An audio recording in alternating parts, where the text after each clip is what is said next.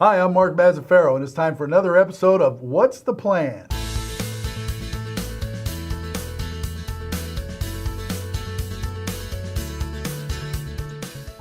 And with us, as always, on What's the Plan, Community Development Director Barton Brierley. Barton, thanks for being here today. It's good to be here, Mark. You know, we start the show all the time with, man, you guys are busy, and today is no exception. Man, you guys are busy. But the big news is East Main District, isn't it? Yes, definitely. Big news on that. Yeah, I mean, we're shooting this on a Wednesday. Then last night, on Tuesday night, we had a planning commission meeting specially dedicated to one subject, and that was East Main. That's right. Yes. So let's remind everybody what the East Main District is, and we'll go from there. Okay, so there are several undeveloped properties on the east side of downtown on East Main Street. And so the city's been working with the developer to develop those in a real mixed-use project. Mm-hmm. So there's going to be shops, restaurants, housing above the restaurants, and a total of 83 apartments and townhomes and dwelling units on the site. So it's a true mixed-use project. Yeah, mixed use. So retail on the bottom and housing or some sort of living area above, right? That's right. And why is housing important for downtown areas? Well, it really revitalizes downtown. It brings people downtown. They're there 24 hours a day. So it really helps promote the safety of downtown, makes it lively, brings customers there. I mean, everybody that's living there is going to go get bread and coffee and visit the jewelry stores and shop there and just make downtown a very vital place. As much as I enjoy living here in Vacaville, I have to admit the one flaw in my neighborhood is that I don't have those things. Right. I can't just walk from my house to the coffee shop or get a newspaper or my dry cleaning or whatever the case may be. I got to get in my car and drive somewhere. I'm thinking of buying one of these places when they're built, or maybe renting a place if nothing else. Because this is, you get to a point in your life where you don't want to get in your car anymore. And this answers that question, doesn't it? Yeah, there's so much stuff downtown already. There's a gym, there's a bakery, there's lots of restaurants. It's just a great place. You could do just that. There's a great park. There's festivals. There's entertainment. You could do all that. Just walk out of your house, go down to Creek Walk, and walk back. Sit on your balcony and listen to the concert for free. Yeah. Save yourself $3. Yeah. I mean, okay, you're going to pay a little more than $500,000 for one of these houses, maybe. Don't know the prices yet, but even so, just based on what the market's bearing right now. So I mentioned that it was at the Planning Commission last night, and they did what? They recommended approval of it. Okay. So it'll go to the City Council. We're expecting that on September 25th to go to the council for them to make a final decision on the land use application. So once council approves it, hopefully, then what? Well, then it'll move into the building plan approval stage and construction plan and groundbreaking and construction. So I can't, correct me if I'm wrong, I don't want to understate the importance of this project to downtown. It's kind of like the next step in the growth of our downtown area and making it a more vital, important part of our city, isn't it? It really is. It'll bring just a lot of life to downtown. It's interesting. I talked to my sister who works in an office building in a different city, and she said they were having lots of problems with crime and graffiti and stuff like that until they built a bunch of housing downtown, and it just all went away because people were there all the time, and shopping.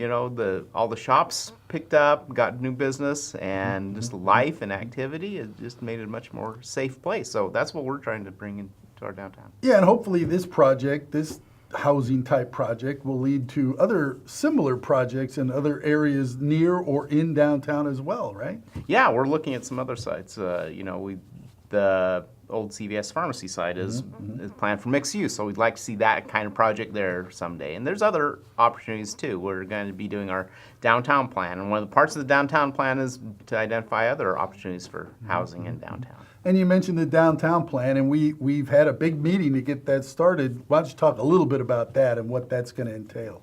So we've got 2 grants to do a plan for downtown, so we're going to be rolling that out in the next several months here, and so we'll be looking at how to improve, make it more pedestrian friendly downtown. How to get there easier on bikes and on buses. How to improve the streetscape, what it'll look like. Revisit our design standards. Provide housing and more shopping opportunities. All those sorts of things will be in the downtown plan. And maybe it's unfair to ask this question, but I'm going to ask it anyway because I'm the host. Okay. Why is it so important to have and it's kind of, this is going to sound like a stupid question, and it kind of answers itself.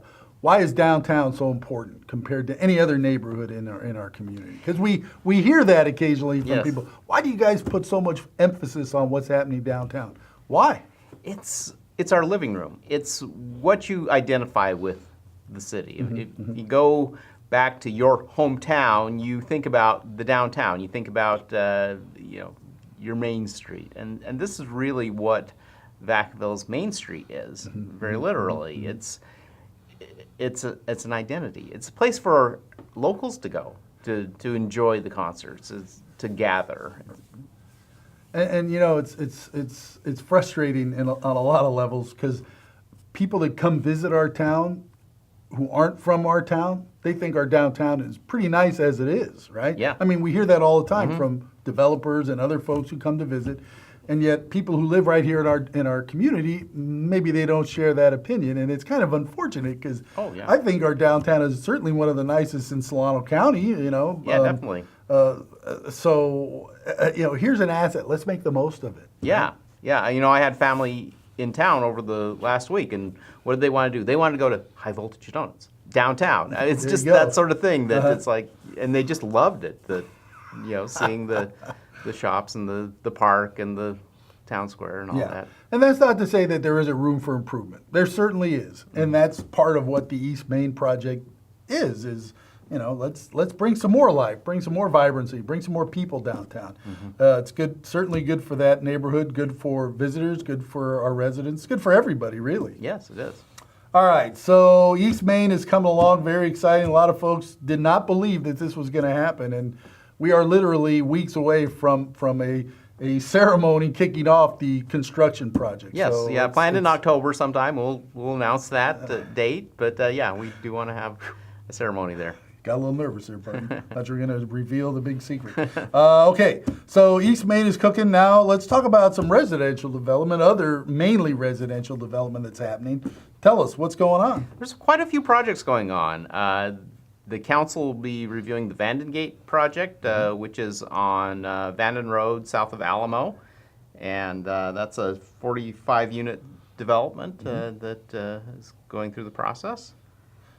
The Casa de Venti house plans will be going to the Planning Commission sometime within about a month. That's again on Vanden Road, just on the northeast corner of Vanden Road and Redstone Parkway. Casa de Venti sounds Italian. Yes, House of Wind. Is it a villa? Is it villas? Will there be like grapes and barrels? Never mind. I'm no architect. I'm no planner. Yeah, it's House of Wind. It's kind of a joke. House of Wind. Okay. Yes, because it's windy in Southtown. If anyone's in Southtown, that's... My house has been called the House of Wind. My office too, actually, but that's another story for another day.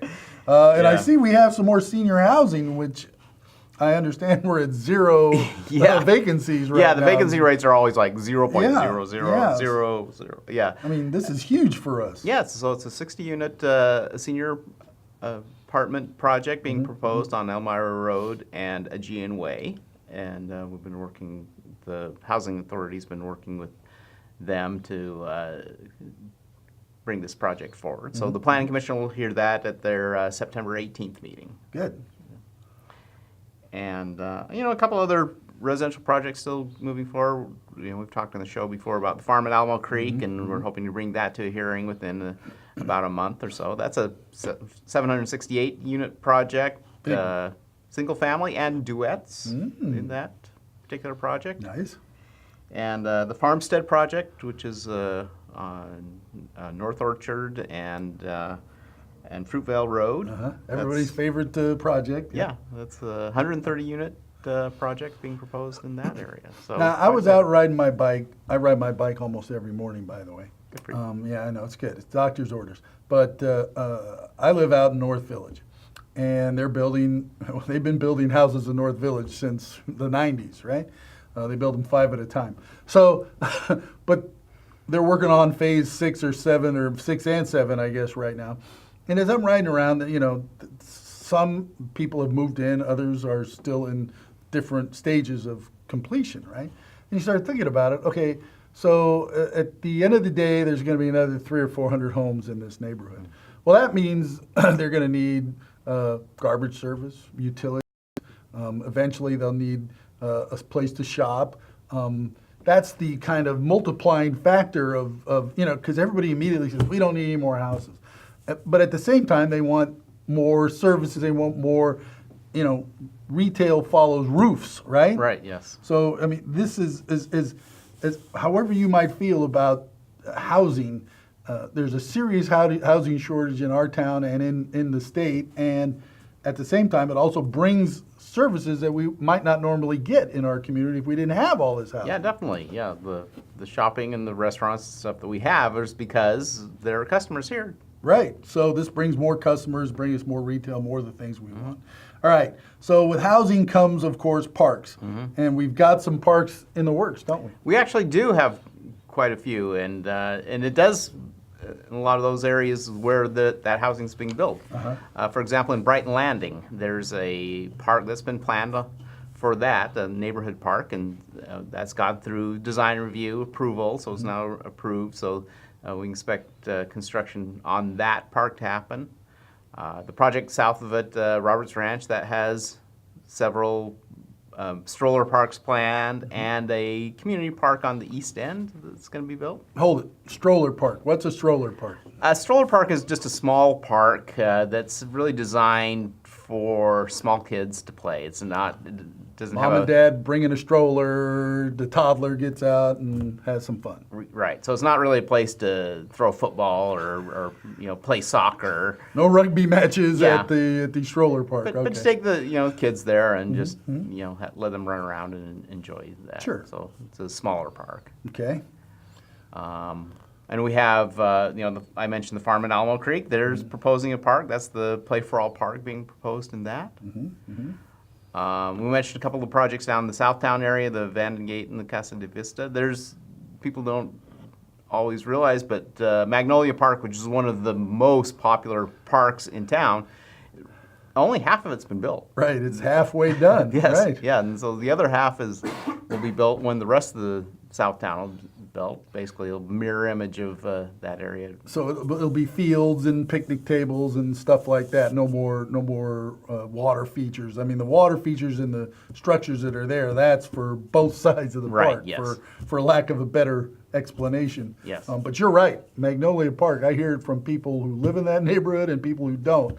They love that park. I Yes. mean, and it's a nice park. It makes perfect sense why. It's Yeah. a little breezy over there, but Yes. fun nonetheless. Yes, and even we mentioned the Farmstead project. It's 130 units. It's not that many units, but there's a 3-acre park, kind of a passive park planned in that development too. So. And I mean, that's part of our requirement anyway, is a certain number of housing units require a certain percentage of parkland, right? Yes. So, and these parks are mainly designed as quote unquote neighborhood parks, as opposed to Andrews Park or Centennial Park, which are certainly in neighborhoods but are designed for general city use. Right.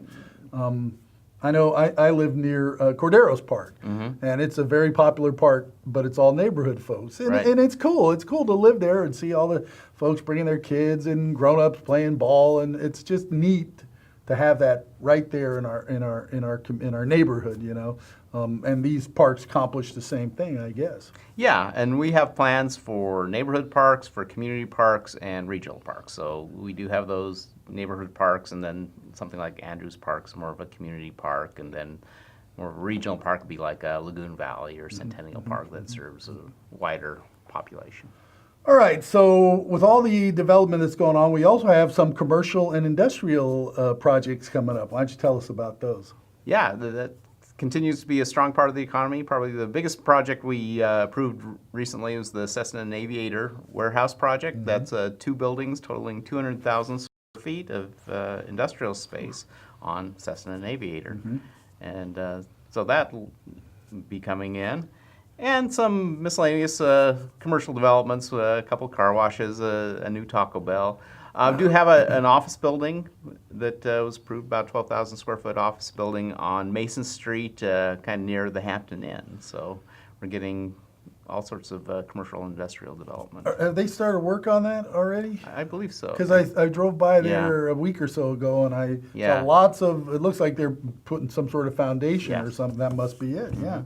And don't you kind of skipped over the car washes. It's not just a car wash, Barton. It's a quick quack A car quick wash. quack Yes. car wash, which I don't know anything about. So are there ducks involved? Well, their mascot, as we learned, their name is Quackles, and he will be coming to the grand opening. I would certainly hope so. But it's an automated car wash. So Okay. You take your car in and ride it through the car wash. So. And there are ducks there. So, there's at least one duck at some point. Okay, all right. Well, again, as usual, you've got a ton of stuff going on down in your department. Yeah, we don't you? do. And more to come, I'm sure, Yeah, this is kind of the list of what we're working on now, but there's a bunch more in the wings. Our economic development departments working hard to bring new businesses to town. Again, the housing issue is one that continues to roil a little bit. So there's developers looking at coming to town and either starting new projects or continuing ongoing projects. So you guys are busy. Yeah, very much so. But that's a good thing. Keeps you gives you an opportunity to save up for vacations and things like that. Anyway, if we ever get time. Well, anyway, listen, Bart, thank you for the update on all these great things happening in our community. And thank you all for watching this episode of What's the Plan? We'll see you next time.